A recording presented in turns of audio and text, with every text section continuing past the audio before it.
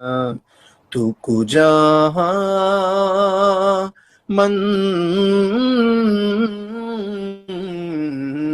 کجا. سبحان اللہ سبحان اللہ.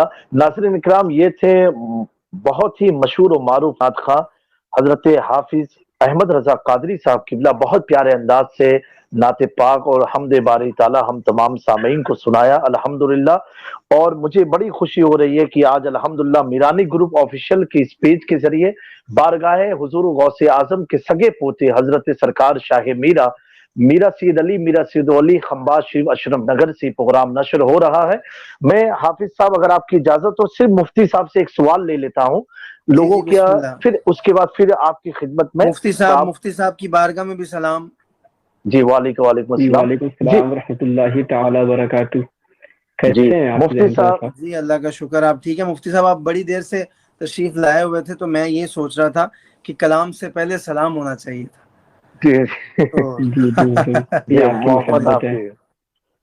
جی تو مفتی قبلہ الحمدللہ آپ حضور رئیس ملت کے قائم کردہ دارالافتاء Imam Azam Islamic research centre اشرف نگر خمباز سے آپ کا تعلق ہے.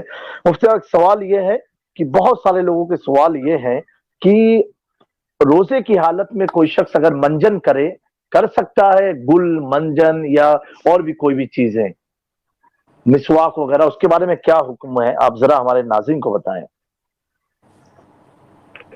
جی حضور، اس کے بارے میں قاعدہ کلیہ یہ ہے، گل کرتا ہے تو گل کرنے کے 3 طریقے ہوتے ہیں. 3 طریقے سے لوگ گل کرتے ہیں. پہلا طریقہ گل کرنے کا یہ ہے حضور کہ لوگ گل کو اپنے دانتوں کے تلے دبا لیتے ہیں اور اس کو دبائے رکھتے ہیں.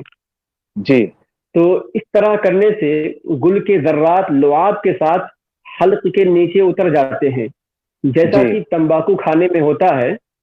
تو اس سے روزہ ٹوٹ جائے گا اور قضا اور کفارہ دونوں لازم ہوگا.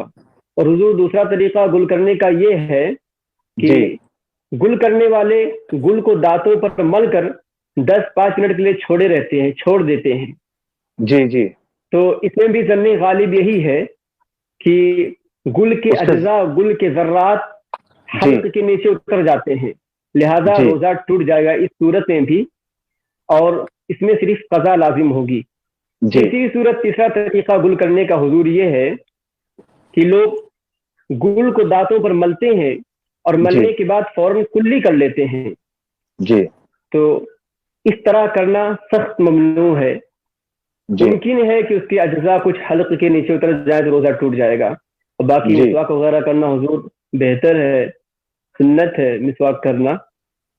لیکن گل اور دیگر منجن کرنا، ٹوتھ پیسٹ وغیرہ ممنوع، سخت ممنوع ہے. اور گل کرنے سے بسا اوقات روزہ ٹوٹ بھی جاتا حضور، جیسا کہ میں نے طریقہ بتایا گل کرنے کا. جی بالکل صحیح. آپ کا یہ کہنا ہے کہ اس کے ہم گل کریں یا پیسٹ کریں، اگر اس کے ذرات یا اس کے اثرات لعاب کے ذریعے حلق کے نیچے اتر جائیں تو روزہ بالکل ٹوٹ جائے گا، تو اس کا کفارہ ادا کرنا پڑے گا ہم لوگوں کو. تو بالکل واضح مسئلہ. اور مسواک کرنے میں آدمی احتیاط بھی کرتا ہے اور وہ سنت طریقہ بھی ہے. اچھا دوسرا یہ کہ اگر کسی کے دانت میں خون نکل آیا تو کیا اس سے روزہ ٹوٹ جائے گا مفتی صاحب؟ دانت سے خون نکل آیا اگر جی حضور دانت سے خون نکلا اور نکلنے کے بعد وہ حلق تک پہنچا، حلق سے نیچے نہیں اترا تو روزہ نہیں ٹوٹے گا. لیکن اگر خون حلق سے نیچے اتر گیا تو روزہ ٹوٹ جائے گا. ایسا ہی فقہائے کرام نے لکھا ہے. جی حضور. جی چلیے ماشاءاللہ بہت پیاری بات. یہ اکثر لوگوں کے یہی سوال ہوتے ہیں. چلیے پھر ہم حافظ احمد رضا قادری صاحب کی طرف آتے ہیں. ماشاءاللہ آپ نے ہمیں ٹائم دیا بہت.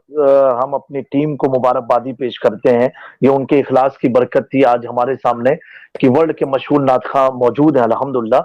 تو آپ کا ایک اسپیشل کوئی رمضان کے تعلق سے کلام آیا ہوا ہے؟